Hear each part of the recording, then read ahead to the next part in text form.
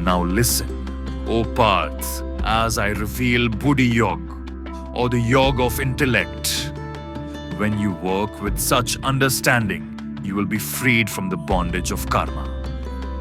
Working in this state of consciousness, there is no loss or adverse result, and even a little effort saves one from great danger.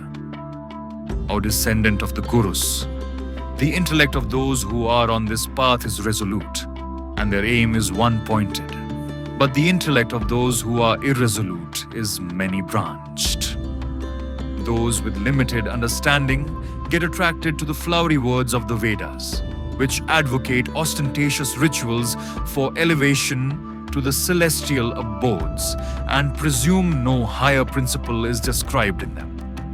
They glorify only those portions of the Vedas that please their senses and perform pompous, ritualistic ceremonies for attaining high birth, opulence, sensual enjoyment, and elevation to the heavenly planets.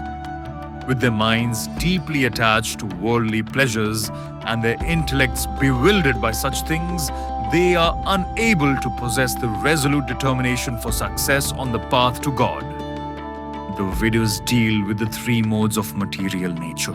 O Arjun, rise above the three modes to a state of pure spiritual consciousness, freeing yourself from dualities, eternally fixed in truth and without concern for material gain and safety. Be situated in the self. Whatever purpose is served by a small well of water is naturally served in all respects by a large lake. Similarly, one who realizes the absolute truth also fulfills the purpose of all the Vedas. You have a right to perform your prescribed duties, but you are not entitled to the fruits of your actions. Never consider yourself to be the cause of the results of your activities, nor be attached to inaction.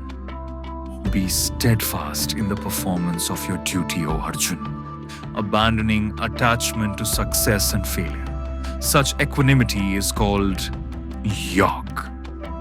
Seek refuge in divine knowledge and insight, O Arjun, and discard reward-seeking actions that are certainly inferior to works performed with the intellect established in divine knowledge. Miserly are those who seek to enjoy the fruits of their works. One who prudently practices the science of work without attachment can get rid of both good and bad reactions in this life itself. Therefore, strive for yoga, which is the art of working skillfully in proper consciousness.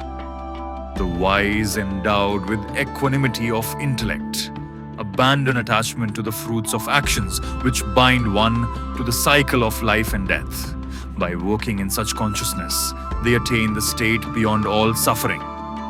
When your intellect crosses the quagmire of delusion, you will then acquire indifference to what has been heard and what is yet to be heard, about enjoyments in this world and the next. When your intellect ceases to be allured by the fruitive sections of the Vedas and remains steadfast in divine consciousness, you will then attain the state of perfect yoga.